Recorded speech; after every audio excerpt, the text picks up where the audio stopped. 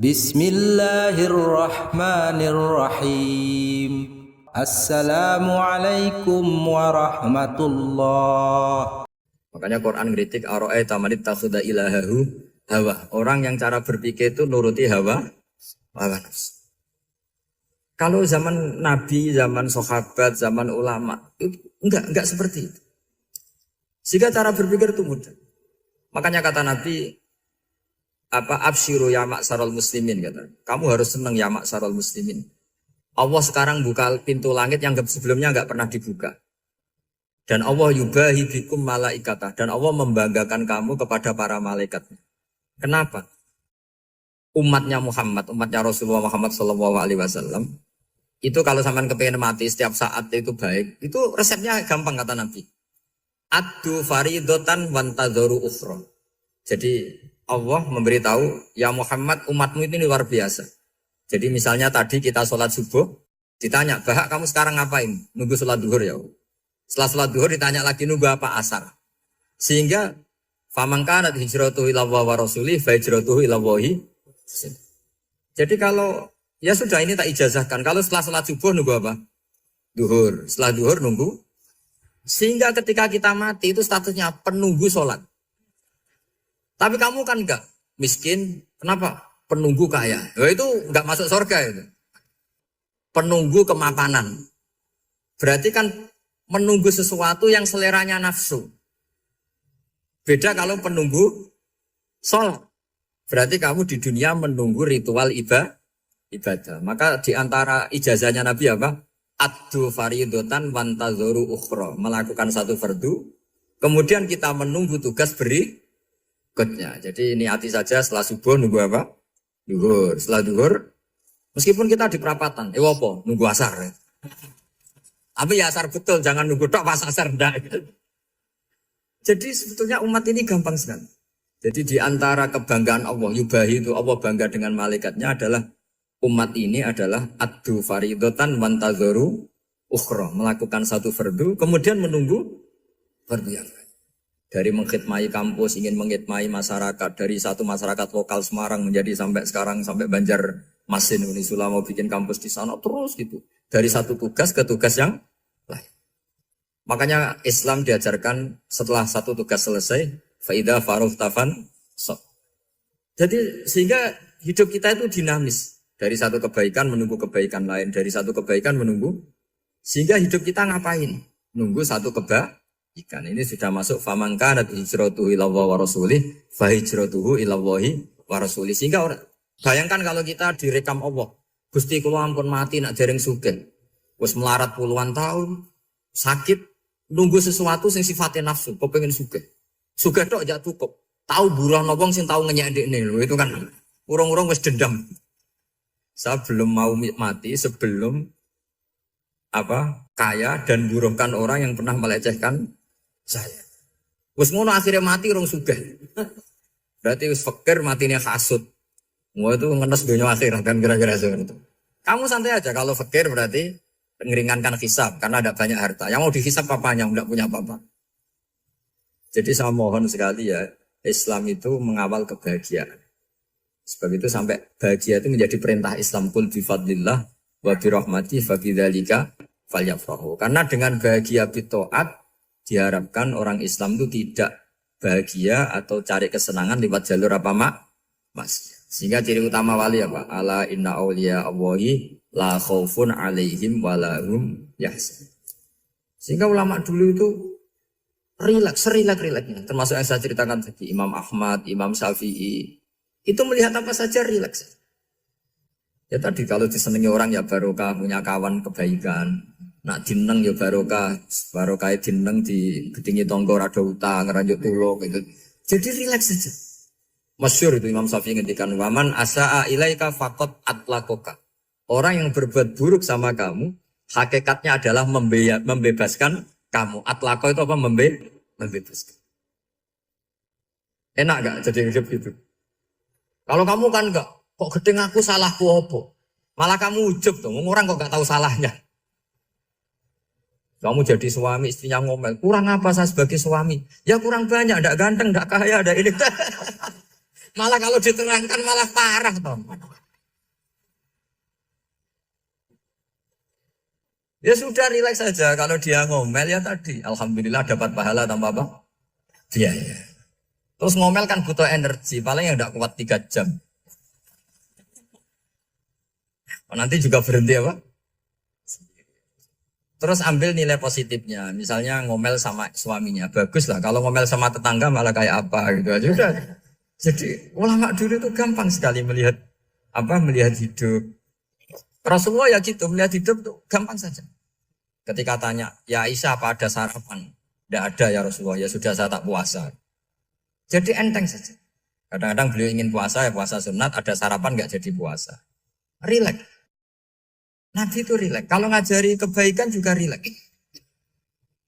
Nah sekarang itu banyak orang yang karena mungkin kurang baca. Islam tuh kayak menjadi aturan yang bengis, yang repot, yang mengekang.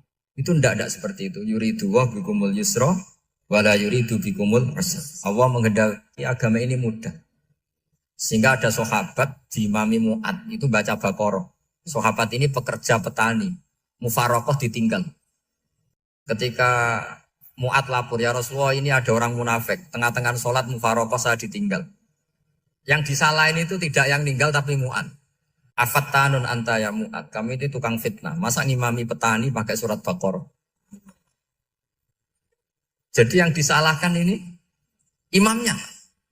Kalau kamu jadi imam, sholatnya ya yang cepat. Makanya terus banyak orang kecepatan karena tadi.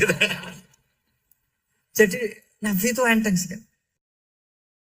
Jadi apa ya, Nabi itu beda dengan yang kita bayangkan beda. Nabi pernah ngaji di masjid, kemudian ada tetangga lewat pakai cangkul ke kebun. Semua sahabat gerutu. Ini orang tidak benar, ada Nabi ngaji ditinggal saja ke kebun, tidak ikut ngaji. Jawabannya Nabi tidak, itu bagus itu ikut sunnah saya. Kenapa ya Rasulullah? Dia kerja artinya nyari halal. Dan untuk menghidupi keluarganya itu juga ajaran saya. Sehingga yang ngaji ya ajarannya Nabi, yang nggak ngaji karena kerja mencukupi keluarga juga ajarannya Nabi. Segampang ini. Oh, kalau kayaknya kamu kan, wes gak roh akhlak kan gitu. Nabi rileks saja naga gini. Sampai bisa lihat itu di bab Fadhailul Kasbi. Makanya ini penting sekali supaya orang itu berpikir Islam atau mendakwahkan Islam itu berdasar sanad ya yang muttasil yang pernah dilakukan Rasulullah SAW. Sesuatu yang dilarang Allah itu pasti mador. Maka untuk melarang seseorang bergantung sama narkoba misalnya atau hal-hal yang bahaya pada fisik, itu satu tentu bagi ahlullah, tentu karena takut Allah. Tapi banyak masyarakat yang memang benar-benar bisa meninggalkan narkoba karena efek buruknya ganja. Bahwa itu mengakibatkan sakau, mengakibatkan tidak sadarkan diri, mengakibatkan kebangkrutan ekonomi macam-macam. Sehingga mereka benar-benar benci sama yang namanya narkoba. Jadi di antara manhajul Quran itu kalau mentakbih, memburuk-burukkan maksiat itu mesti dikritik innahu kana fahisyah. Innahu kana fahisyata wa makta wa sa'a sabila. Innahu kana fahisyata wa sa'a sabila. Diulang beberapa kali. Sehingga dibutuhkan kecakapan untuk menganggap satu hal yang buruk itu fahisyah, sesuatu yang enggak rasional, sesuatu yang tidak positif. Sesuatu yang pasti berdampak negatif. Sehingga kalau misalnya tadi dibacakan oleh Qori, kuntum khaira ummatin ukhrijat linnasi ta'muruna bil ma'ruf wa tanhauna 'anil munkar. Untuk berhenti dari kemungkaran itu satu takbihun litil kal munkar atau litil kal munkarat. Bahwa mungkarat itu kita cap, kita stigmasi bahwa itu buruk sekali. Seperti Nabi mengajarkan pemuda tadi, masa kamu suka ibu kamu digitukin lelaki lain, putri kamu, bule kamu, bude kamu, sehingga orang ini pikirannya termindset betapa buruknya zina. Sama seperti kita sukses memindset betapa buruknya narkoba, betapa buruknya bahan-bahan terlarang. Begitu juga seterusnya terus pengkhianat dan sebagainya. Tapi problem manusia adalah dia itu akan mencari kebahagiaan atau kesenangan sesaat. Maka caranya gimana? Keinginan senang lewat maksiat ini dilawan dengan nyaman dengan taat. Saya ulang lagi, nyaman dengan taat. Sehingga ulama dulu punya kalimatul munajat, artinya kalimat hubungan pribadi sama Allah yang menjadikan orang itu nyaman. Dan ini yang diajarkan kitab-kitab tasawuf. Kitab tasawuf itu sukses mengajarkan melihat alam raya ini semuanya nyaman, termasuk yang mengecewakan. Itu dianggap nyaman. Saya berkali-kali mengajarkan ilmu ini karena ini musalsal ila Rasulillah SAW. Itu pernah suatu saat Imam Ahmad itu dipanggil sama tetangganya, anak muda. Tentu Imam Ahmad ini orang yang sangat soleh, sangat waroi, sangat tunduk sama perintahnya Allah dan Rasul. Pemuda tadi manggil, ya Ahmad, datang ke rumah saya. Imam Ahmad datang. Setelah sampai ke pemuda tadi, sudah pulang lagi, saya tidak butuh kamu. Pulang lagi. Setelah sampai rumah dipanggil lagi, ya Ahmad, datang lagi. Datang lagi. Oh, saya tidak jadi butuh, pulang lagi. Sampai 3 kali. Dan itu perangai ekspresi Imam Ahmad itu atau ulama lain yang sesoleh beliau itu nyaman, indah. Beliau tetap senyum-senyum nyaman. Beliau tidak tersinggung, tidak terprovokasi, tidak pokoknya tidak tersinggung, kelihatan nyaman. Lama-lama pemuda ini terus tanya, ya Ahmad, kamu saya perlakukan seperti ini kok tidak tersinggung? Kamu senyum-senyum saja, happy-happy saja. Jawabnya Imam Ahmad itu unik. Wahai pemuda, saya kamu panggil itu senang sekali. Karena kata Nabi, kalau kamu iman dengan Allah dan Rasul, maka hormatilah tetangga. Jadi saya senang. Karena nuruti perintah Allah untuk menghormati tetangga. Jadi tidak ada urusannya dengan kamu. Kagetnya kayak apa? Jadi dipanggil tetangga ya senang karena melakukan perintahnya Allah dan Rasul, yaitu ikramul jar, fal yukrim jarahu. Disuruh pulang, kamu ingin saya pulang, ya saya pulang. Disuruh datang, ya saya datang. Jadi saya tidak tersinggung, saya tidak ada urusan dengan kamu. Urusan saya dengan Allah Subhanahu wa Ta'ala. Itu kalau bapak-bapak istrinya ngomel terus sabar itu ya bagus. Saya tidak punya urusan. Kalau kamu terprovokasi oleh istri, berarti kamu didikte oleh makhluk. Masa seorang rektor didikte makhluk? Kan tidak keren. Apalagi seorang habib didikte makhluk, kan tidak keren. Yang bisa mendikte kita hanya Allah Subhanahu wa Ta'ala. Dan Allah mendikte kita, mengajarkan kita wa ashiruhunna bil ma'ruf fa in karihtuhunna fa asa an takrahu shay'a wa yaj'alallahu fi khairan katsira. Jadi cara melihat istri kita bawel gitu atau cerewet, alhamdulillah ini ada pahala tanpa modal, cukup sabar. Kalau istri kamu sedang mesra, malah mintanya ke mall, malah biayanya tinggi. Murah mana dapat pahala dimarahin sama saat mesra minta ke mall? Milih yang pertama kan? Nah ya itu tidak usah modal itu. Ya gitu aja. Jadi kalau istri sedang marah, bawel, anggap saja ini rezeki. Dapat pahala tanpa apa? Biaya. Nah kalau pas rukun malah nantang ke mall, biayanya malah tinggi. Jadi ulama dulu itu melihat dunia itu happy. Pernah Imam Syafi'i dikasih tahu, orang yang tadi nyium tangan kamu ya, itu di rumah menghujat Anda. Jadi dia sopan hanya di depan Anda, kalau di luar menghujat Anda. Jawabnya Imam Syafi'i lucu. Ya baguslah. Yang cerita ini kaget. Kenapa bagus ya Aba Abdillah? Kalau manggil Imam Syafi'i ya Aba Abdillah. Ya berarti saya masih wibawa. Di depan saya tidak berani katanya. Jadi dipandang enteng saja. Jadi kalau kamu di depan kamu istri kamu tidak berani belanja, tidak ada kamu belanja banyak. Anggap saja Anda wibawa. Jadi enteng saja. Pernah Imam Syafi'i dikasih tahu. Separuh dari kampung Anda itu gak suka kamu. Ya bagus lah. Kenapa? Oh nak rukun malah bakal utang katanya gitu.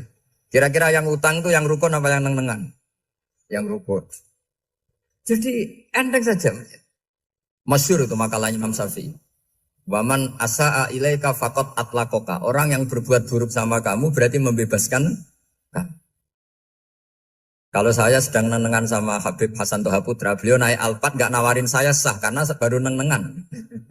Tapi kalau sedang rukun malah harus repot mana? Rukun sama tidak rukun? Repot rukun sebetulnya.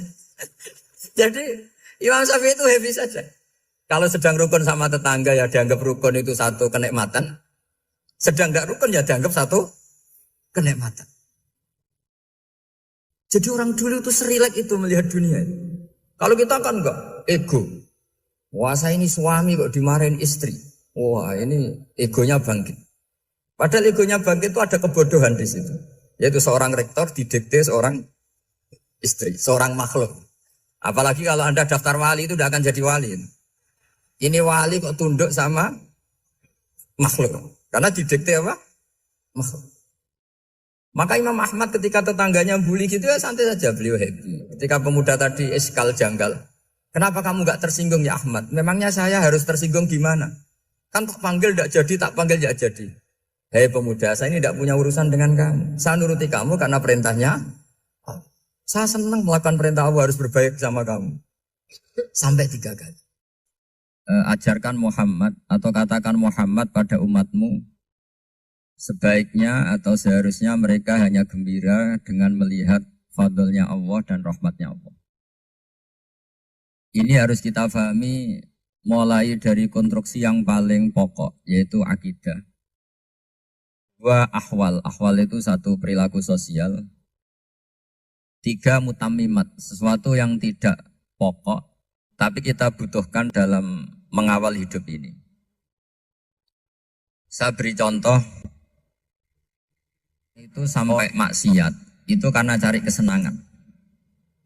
Misalnya baru penat itu, ingin seneng, ada orang yang macam-macam lah, ingin melihat maksiat, apa itu pornografi, apa nyabu, apa macam-macam. Itu sebetulnya agama punya konsep yang luar biasa, yaitu seharusnya seseorang itu gembira. Gembira dengan ketaatan. Lalu pertanyaannya caranya gembira gimana? Gembira itu mudah. Jadi misalnya kamu sujud sama Allah Subhanahu wa taala. Terus cara berpikir begini. Ini sekaligus ijazah. Cara berpikir begini. Ya Allah, ini kata Sayyidina Ali, kafani izzan an akuna laka abdan wa kafani fakhron an takuna li rabban. Ya Allah, betapa sialnya saya andaikan saya jadi budak dari makhluk yang sama. Misalnya sampean itu seorang kiai atau rektor atau doktor atau orang terpelajar, kemudian kamu jadi budak atau hamba dari makhluk yang setara. Betapa hinanya saya.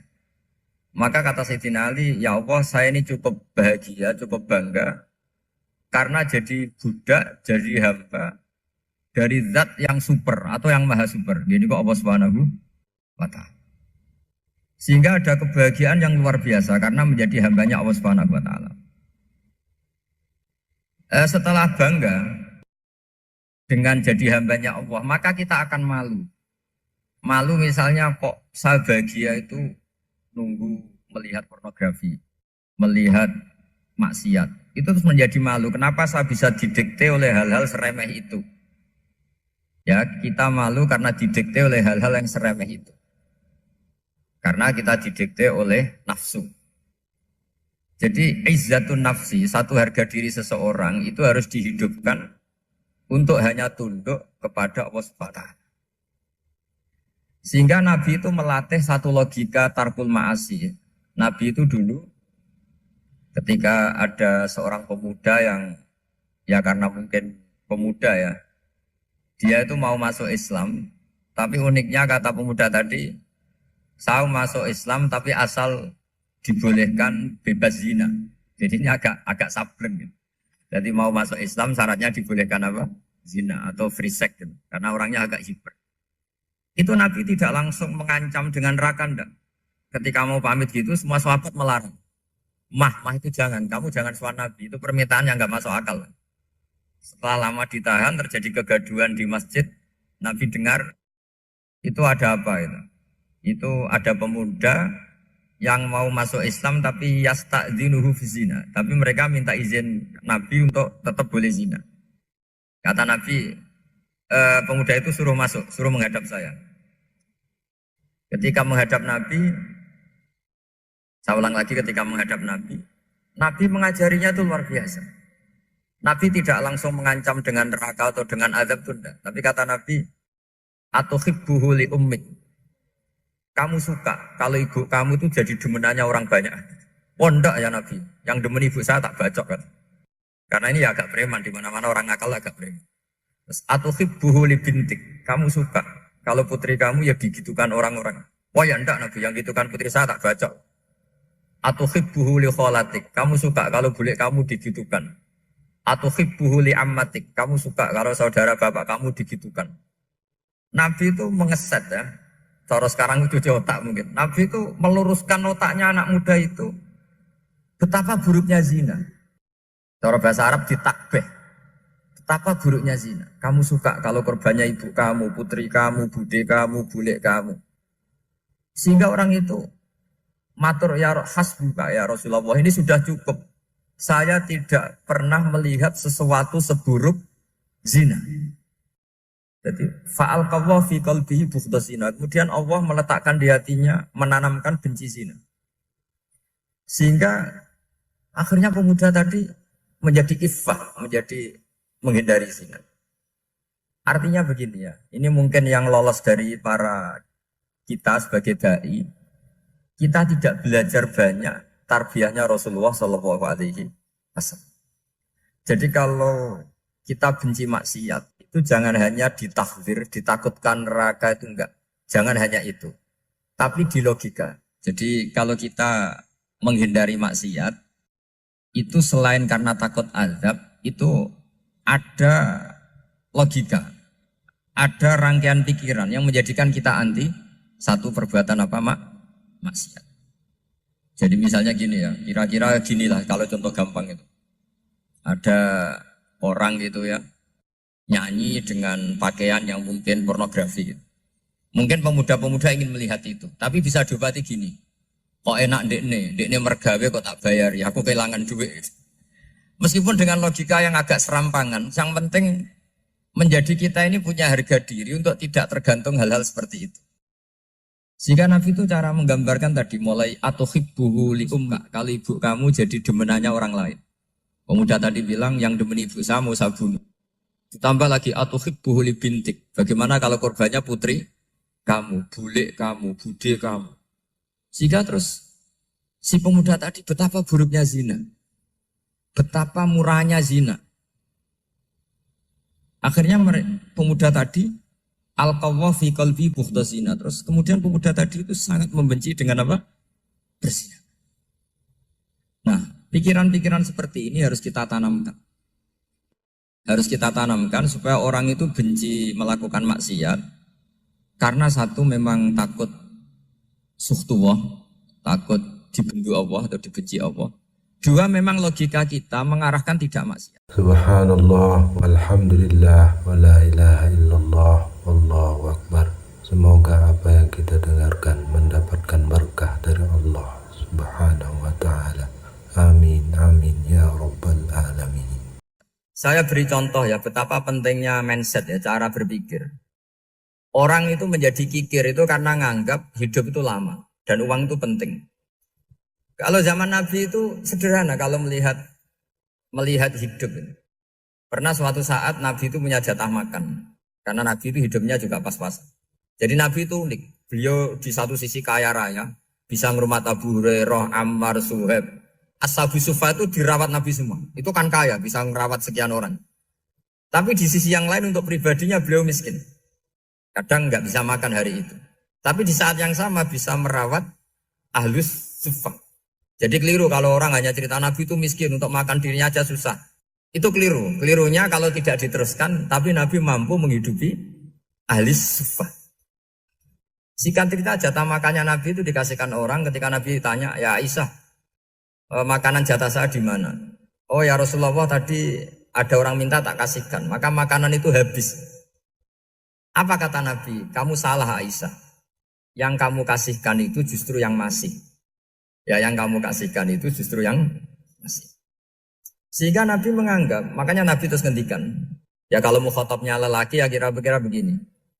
Wahalla kamin malika illama akal tafa'afnaita walabista fa'ablaita. Terus hanya watasoddaqta fa'abqaita. Harta kamu ya kamu makan kemudian ke WC jadi kotoran atau punya pakaian mewah nanti rusak. Watasoddaqta fa'abqaita. Ada yang kamu sedekahkan yaitu yang abadi sampai akhir.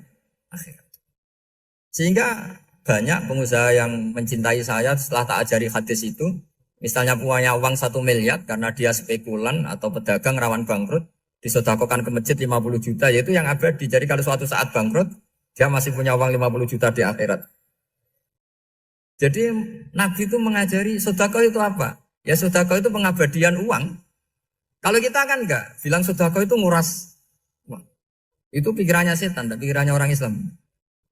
Itu cara berpikir setan, bukan cara berpikir umat apa? Sehingga Sayyid Ali Zainal Abidin itu kalau ada orang minta, kemudian beliau ngasih, itu beliau bilang gini, marhaban biman hamala zati ilal akhirah. Matur nuwun nggih jenengan sing beto sangu kula nate. Jadi dianggap teller saja. Orang yang minta uang beliau itu dianggap tukang nyatet bank ini. Karena sudah ditabungkan. Ya sudah. Kalau kita kan enggak, wah pengemis tuh ganggu gini-gini. Kecuali pengemis profesi ya, mungkin kita agak-agak enak. Mari zaman akhir tuh ada pengemis apa? Profesi. Jadi repot. Terus tak beri contoh lagi kebahagiaan ketika kita milih Islam moderat.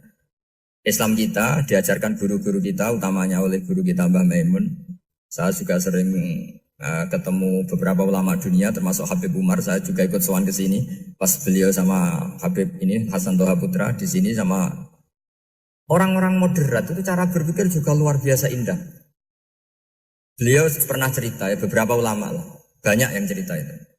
Saya pernah diceritani seorang alim ketika ada orang ekstremis itu mau ngebom di tempat maksiat. Kebetulan yang maksiat itu kebanyakan ya orang Islam. Karena di negara yang mayoritas Islam. Ditanya sama Syekh Sa'rawi. Syekh Sa'rawi itu mufasir top di mana? Mesir. Ini mau tak habisin karena mereka orang Islam kok maksiat terus. Terus ditanya sama Imam Sa'rawi. Laumatu ala khini ma'asihim aina masiruhum. Kalau mereka mati dalam keadaan maksiat, mereka kemana? Ya ilanar, mereka pasti masuk neraka. Terus ditanya sama Imam Sa'rawi, wahal masiruhum ilanar muradun nabi amlan. Punya umat maksiat kemudian mati masuk neraka, itu yang diinginkan Nabi apa enggak? Ya tidak aja. Ya sudah, enggak usah dibom, ditunggu tobatnya kata. Karena kalau mati dalam keadaan itu ke neraka dan itu tidak yang diinginkan Rasulullah Sallallahu Alaihi Wasallam. Terus ekstremis ini menjadi tobat, tidak berpikir ekstremis Mas. Jadi orang itu harus berpikir mindset yang baik.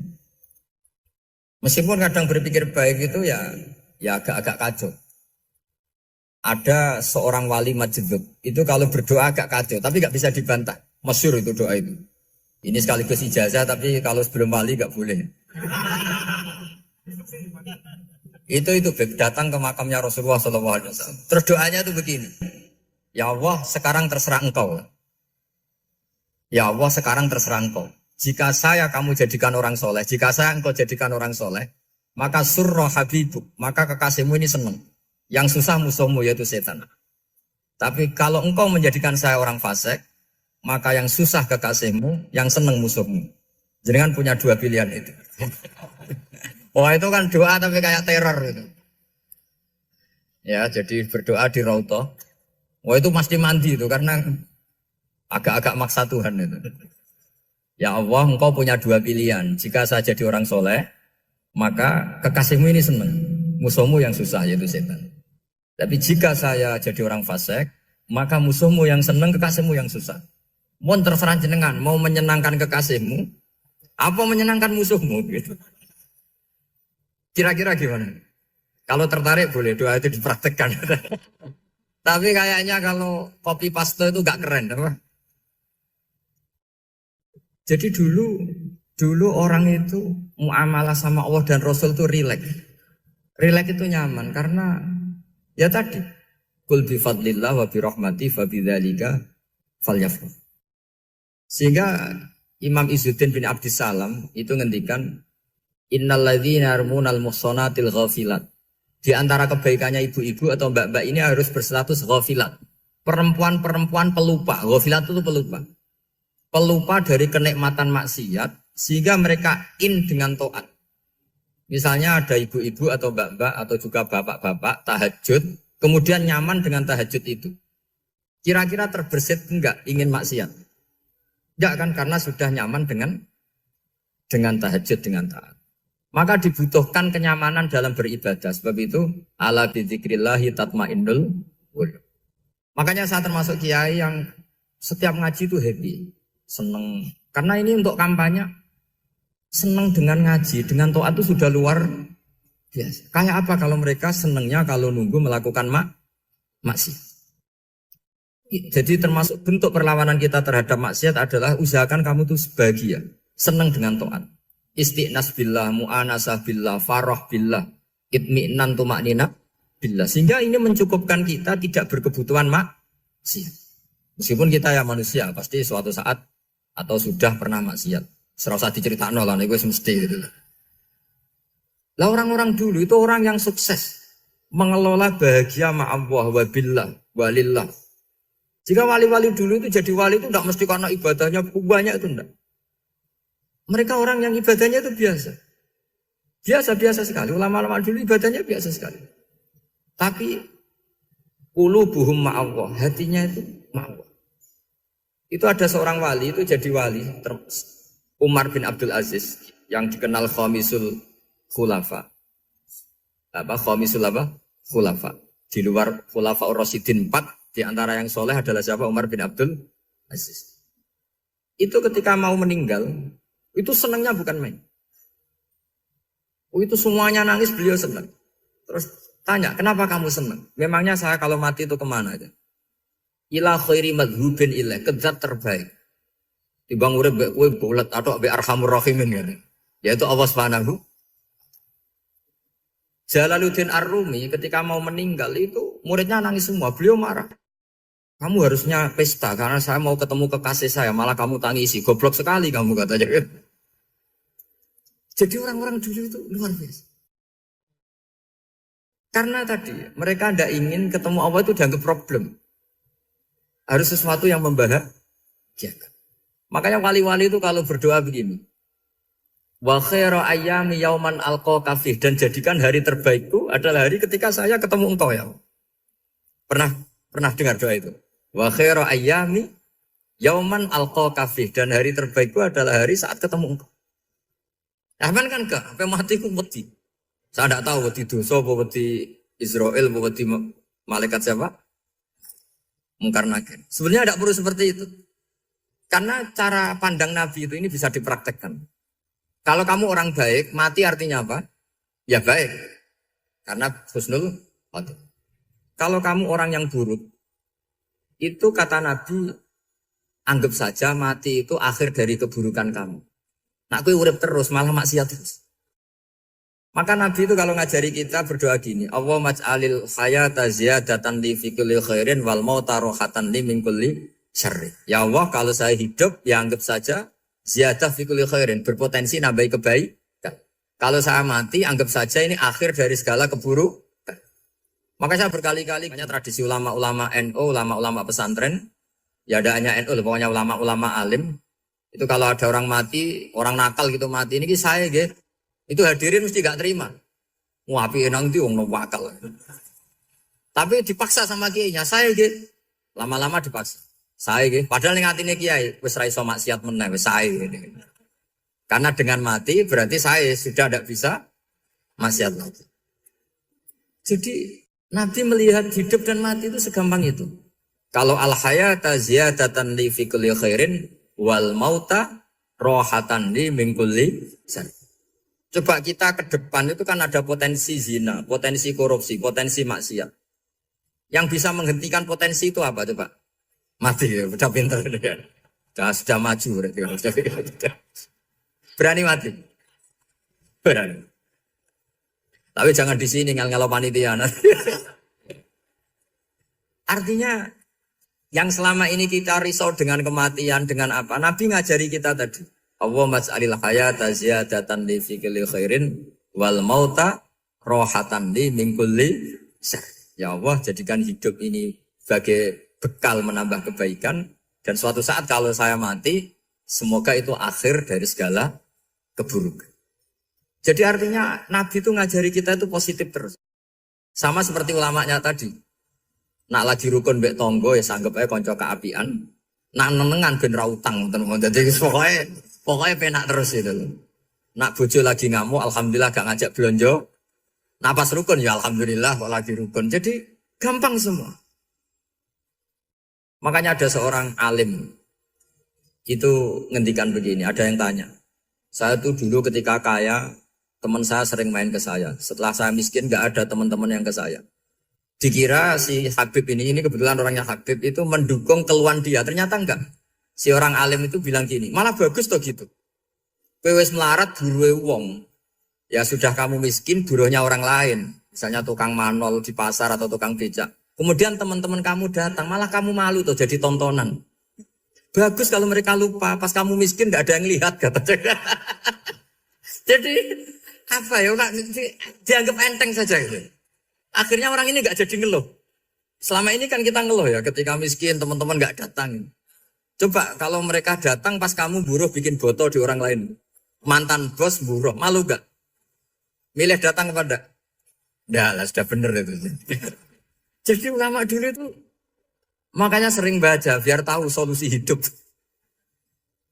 Jadi ulama dulu itu gampang sekali melihat kehidupan itu. Gampang sekali, indah, gampang.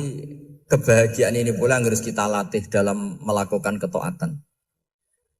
Tapi memang obsesi saya terbesar atau cita-cita saya terbesar memang setiap ngaji saya ingin orang mukmin semuanya itu bahagia. Dengan bahagia itu mereka tidak neko-neko ingin mencari kebahagiaan lewat jalur apa maksiat. Sehingga dalam konstitusi ulama yang ditulis di kitab-kitab usul fikih, dan itu kitab yang saya kaji, selalu saya kaji, itu membela-bela sesuatu yang mubah itu sampai luar biasa. Karena melihat mubah itu, misalnya Anda tidur itu berstatus mubah. Anda bermain catur berstatus mubah. Anda rileks sama teman jagongan semalam dengan teman rektor atau dosen atau yayasan itu, melihatnya bukan mubah tapi tarkul maksiyah. Misalnya saya semalaman asik musamaroh itu jagongan malam sama Habib Toha Al-Munawwar. Itu awang hitungnya bukan, wah ini jagongan ngalor ngidul tidak penting tuh enggak. Malam itu bahak tidak ke dugem, tidak ke tempat maksiat. Sehingga ada ulama yang mengatakan mubah itu enggak ada. Saya ulang lagi, mubah itu enggak ada. Kan umumnya ulama bagikan wajib, ya kan, haram gitu. Terus diantaranya mubah, sunat, makruh. Ada ulama yang mengatakan mubah itu enggak ada. Kenapa? Logikanya begini, itsma min mubahin illa wa yatahaqqaqu bihi tarku haramimma. Karena tidak ada mubah yang Anda lakukan kecuali saat itu pasti ditinggalkannya sebuah keharaman. Misalnya Anda sedang jagungan sama istri di luar, di rumah, asik di rumah semalaman. Mungkin bahas hal-hal yang ringan. Mungkin melihat sinetron atau apa yang ringan. Tapi di situ terjadi Anda meninggalkan ke tempat-tempat maksiat. Sekarang meninggal maksiat itu wajib apa mubah? Wajib. Padahal Anda sedang melakukanmu. Nah itu dicatat oleh Allah itu tarkul haram, meninggalkan keharam. Jika masyhur dalam cerita wali-wali itu, Abu Yazid yang seperti itu ibadahnya pernah tanya, ya Allah lalu yang makomnya orang seperti saya siapa? Karena beliau semalaman ibadah terus. Sama Allah dijawab, ya yang tidur di pinggir kamu itu. Abu Yazid, loh kok bisa ya Allah? Dia kan tidur terus. Ya kan dia tidur berarti meninggalkan keharaman. Ngomong sing potongan tukang maksiat itu apik turu apik melek kira-kira. Apik turu. Timbang sama nak melek pola wis turu ae kira-kira gitu. Jadi enggak usah dipaksa tahajud, dipaksa qiyamul lail itu. Iya kalau qiyamul lail. Kalau dapat informasi, ke sini ikut saya terus katut kan repot. Jadi perlawanan terhadap maksiat itu sebetulnya gampang dalam Islam karena tadi nggak ada sesuatu yang mubah kecuali saat dilakukan berakibat meninggalkan keharaman. Mudah sekali.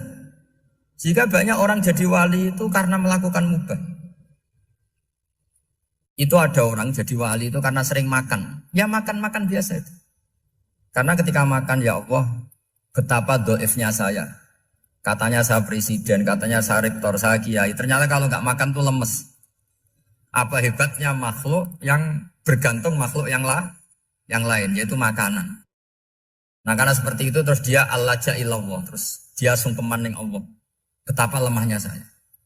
Sebab itu ketika Quran mengkritik dan dengan tanda kutip kemungkinan Tuhannya Isa bin Maryam, itu ngeritiknya sederhana Quran itu. Mal masih ibnu Maryam illa rasul qad khalas min qablihir rusul wa ummuhu siddiqah kana yaqulanit ta'am. Isa itu tidak Tuhan, wong dia makan. Kamu kebayang enggak misalnya punya Tuhan, wah tadi Tuhan mampir ke rumah saya, dia lemes. Setelah tak kasih makan sehat lagi gitu. Itu kan enggak kebayang. Tapi Tuhan marung di rumah saya, lemes tak gratisin, kayaknya enggak punya uang gitu. Setelah makan, wah gairah lagi. Kebayang enggak punya Tuhan seperti itu. Sehingga Quran kalau gojlok sederhana, karena yakulanit ta'am. Sehingga wali-wali itu kalau makan itu sadar lemahnya dirinya, betapa dirinya tergantung makanan. Sesuatu yang tergantung itu artinya tidak hebat, tidak Tuhan. Jadi untuk menjadi wali, untuk menjadi dapat ridhonya Allah itu sebenarnya sederhana. Termasuk ada cara jadi wali yang agak kacau, tapi ini ya benar, asal niatnya benar. Misalnya Unisula besar, ya kurang besar lagi. Kita sudah punya uang, kurang banyak uang lagi. Itu Nabi Ayub, itu kan seorang nabi. Pernah diuji Allah, ini ada di Sahih Bukhari. Nanti kamu tanya, hadisnya Sahih enggak? Ini ada di Sahih Bukhari. Kadang orang kota itu aneh, enggak ahli hadis tapi tanya, Sahih enggak? Padahal andai kan dibodohi Sahih, ya ngandel saja. Jadi kadang ya aneh. Oh enggak tahu kok tanya. Itu Nabi Ayub itu sudah kaya, pas itu sudah kaya. Bukan cerita yang masih miskin, memang sudah kaya. Beliau di kamar dihinggapin satu belalang dari emas. Setelah belalang itu dikejar, ternyata yang jenis itu banyak, semuanya dari emas. Ngambil sana sini, ini yang kesak ini dipenuhin, saku ini dipenuhin, sampai banyak. Sama Allah digojlok. Kamu itu Nabi saya. Kenapa kamu mengumpulkan harta sebanyak itu? Kamu itu Nabi saya kok rakus? Jawabannya, ya Allah, siapa yang bisa kenyang dari rahmatmu? Ya, jadi kalau kamu punya uang 1 miliar, kok ingin 1 miliar 100, ingin 1 miliar 200, itu cara ngitung bukan uang. Ya Allah, siapa yang bisa kenyang dari rahmatmu? Karena rahmat Allah tidak terbatas, sudah Gusti tenang saja. Meskipun saya gini, rahmat Anda tidak akan habis. Sehingga waroi ada ilmunya, tomak juga ada ilmunya. Termasuk rakus itu juga ada ilmunya. Misalnya begini, ini contoh rakus yang ada ilmunya begini. Ini saya beri contoh. Mungkin yang boleh niru orang-orang soleh, kalau nggak soleh jangan. Imam Syafi'i ini cerita nyata. Imam Syafi'i itu dulu ketika ngaji masih muda itu nggak suka sama guru yang kaya. Kebetulan dia punya guru miskin terus. Namanya Sufyan As-Tsauri, itu miskinnya Masya Allah. Sufyan bin Uyainah juga miskin. Jadi dia miskin, punya guru miskin terus. Sehingga idolanya ya sama guru-guru yang miskin. Suatu saat guru-guru ini menyarankan dia ngaji Imam Malik. Imam Malik itu kaya raya. Itu babutnya Imam Malik kalau diinjek, itu mata kakinya tidak kelihatan, saking halusnya. Kalah, Indonesia kalah. Imam Malik itu gaya. Kalau ngaji di kursi tinggi terus pakai bukur itu, pakai jubah Arab yang mahal. Pokoknya mewah kali Imam Malik. Terus dia mulai ini kiai kok kaya. Kemudian setelah beliau alim tanya, saya harus ngaji siapa setelah ilmu jenengan habis kira-kira gitu. Kata Imam Malik, sudah kamu tidak usah perlu ngaji saya, kamu sudah alim alama. Terus Imam Malik datang ke Baki. Zaman itu Baki itu semacam kayak rentalan ya, semacam Grab lah kalau dulu itu. Mana kafilah yang mau ke Irak? Ya sudah terus. Oh kita mau ke Irak. Ini antar ke Muhammad bin Hasan As-Syaibani. Itu dibiayai sama Imam Malik. Grabnya ya dibayarin, itu kafilahnya itu ya dibayarin. Imam Syafi'i disangoni surrotan min dhahabin. Jadi satu kepes uang dikasihkan. Itu pernah tak hitung semurah-murahnya itu sekitar 60 juta. Imam Syafi'i mulai mikir, kiai yang saya kritik lomo, sing kiai miskin tak puji, gak pernah ngamal kan, tentu orang miskin gitu. Setelah datang ke Muhammad bin Hasan As-Syaibani, beliau itu pakar usul fikih, muridnya Abu Hanifah. Beliau al-usuli, pakar usul fikih. Itu Muhammad bin Hasan As-Syaibani itu kalau ngitung emas, itu di ruang tamu. Uangnya miliatan, emasnya banyak. Dari kota ini dipindah ke kota ini, emas kalau ngitung di ruang tamu. Bukan di kamar, di ruang tamu. Imam Syafi'i tambah kaget. Imam Malik kayak gitu sudah saya soal, malah ini kaya raya. Setelah Imam Syafi'i kelihatan kaget, digojlok sama Muhammad bin Hasan As-Syaibani karena beliau senior. Atak jabu min hadza, kamu aneh melihat ini? Iya. Kenapa? Ulama kok kaya raya. Terus kata Muhammad bin Hasan, ya sudah, uang ini tak kasihkan orang-orang fasik, binti gue demenan, gue nyabu, gue macam-macam. Oh jangan, nanti dipakai maksiat. Pun jenengan mawon sing sugih. Semenjak itu Imam Syafi'i rubah mindset. Jadi kalau kampus ini ingin akreditasi A, ingin mulia, ingin apa, kamu ridho. Kalau yang punya prestasi seperti itu adalah orang-orang fasik. Ridho enggak? Enggak kan? Maka didoakan ini. Nah itu namanya berpikir secara usuli. Kamu jangan hanya nuruti karena berpikir waroi terus kamu benci kekayaan. Tidak bisa seperti itu. Karena pangkat dan kekayaan ketika dikelola secara kesolehan maka akan menjadi energi positif yang luar biasa. Semenjak itu Muhammad bin Hasan Asy'ibani berhasil mendidik Imam Syafi'i. Sampai akhirnya keterusan Imam Syafi'i berpendapat kalau orang Islam bisa bikin rumah tingkat kok punya rumah reot itu haram. Akhirnya keterusan. Kalau bisa jadi bupati kok jadi ketua RT juga haram. Karena al-Islam ya'lu wala yu'la. Islam itu luhur bukan bisa diluhurin. Sehingga rata-rata orang Syafi'iyah termasuk kiai-kiai Indonesia itu rata-rata ya agak-agak politikus. Ya agak-agak kedonyan, mungkin sebagian kedonyan tenan gitu. Karena gak ridho gitu loh. Kalau kesempatan itu dikuasai orang fasik kemudian menjadi kekuatan maksi. Coba kalau bupati itu orang yang fasik. Kemudian programnya supaya rakyat seneng semalaman dangdutan yang purno misalnya. Supaya rakyat seneng dibolehkan dugem, dibolehkan judi. Tapi kalau yang jabat orang soleh kan ada beberapa perda yang menolak penyakit apa? Masyarakat. Jadi kamu jangan melihat bahwa kepangkatan ini hanya sebagai alat korupsi, alat otoriter, enggak. Asal kena orang soleh, maka ini menjadi energi kesolehan atau energi positif. Sebab itu ketika Allah muji para nabi yang soleh, diantaranya disifati apa? Faqad ataina ala Ibrahim al-kitab wal hikmata, terus ayat wa atainahum mulkan azim. Dan Nabi Ibrahim dan keluarganya tak kasih kerajaan yang besar. Nah sekarang masih banyak orang yang cara pandang ngapain bikin Unisula yang megah, ngapain berambisi punya akreditasi A dan sebagainya. Menyoal seperti itu salah secara usul fikih. Karena secara usul fikih kesempatan yang baik tentu harus diperjuangkan oleh orang-orang yang soleh. Karena ini supaya jadi otoritas yang positif. Itu dulu ada latihannya. Jadi orang dulu itu gampang sekali ketika milih miskin ditanya, kenapa miskin? Saya ingin hisab saya ringan. Tapi ketika mereka kaya, yang soleh, supaya harta ini tidak dipakai orang yang nanti dipakai maksiat. Kita misalnya orang soleh mau pangkat, karena kita ada ridho, kepangkatan itu dipegang orang maksiat, kemudian menjadi energi maksiat. Begitu juga seterusnya. Maka ulama dulu itu rileks. Sampai Nawawi Al-Bantani itu nanti bisa dicek di tafsir Qul hal yastawil ladzina ya'lamuna wal ladzina la ya'lamun. Beliau muji-muji ulama. Kemudian ada seorang yang agak hasut mungkin. Tanya begini. Hebatnya ulama itu begini-begini. Terus ditanya, tapi kenapa kita sering melihat ulama ngantri proposal di rumahnya bupati kan? Sementara bupati enggak pernah datang ke ulama ngaji ihya. Jawabannya Imam Nawawi itu unik. Ya karena ulama itu tahu gunanya uang, sehingga nyari uang untuk pondok, untuk masjid.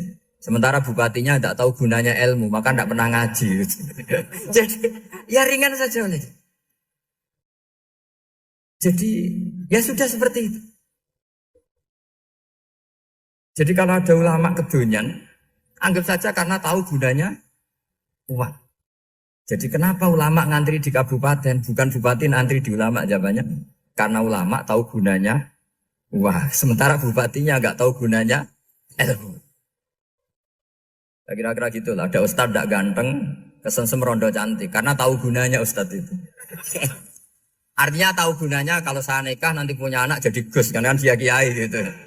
Tapi rondonya raro gunanya dia karena miskin gitu. Jadi ulama dulu itu rileks, menafsirkan apa saja itu rileks, termasuk saat terpojok itu rileks. Karena semuanya dianalisis pakai ilmu. Sehingga ciri utama wali itu apa? Ala inna awliya Allahi la khaufun alaihim walahum yahzanun. Enggak ada rasa takut, enggak ada rasa gampang. Karena melihat sesuatu itu gampang saja. Saya ulang lagi, melihat sesuatu itu Gampang saja, ringan. Subhanaka Allahumma wa bihamdika asyhadu an la ilaha illa anta astaghfiruka wa atubu ilaik. Wabillahi taufiq wal hidayah. Wassalamualaikum warahmatullahi wabarakatuh.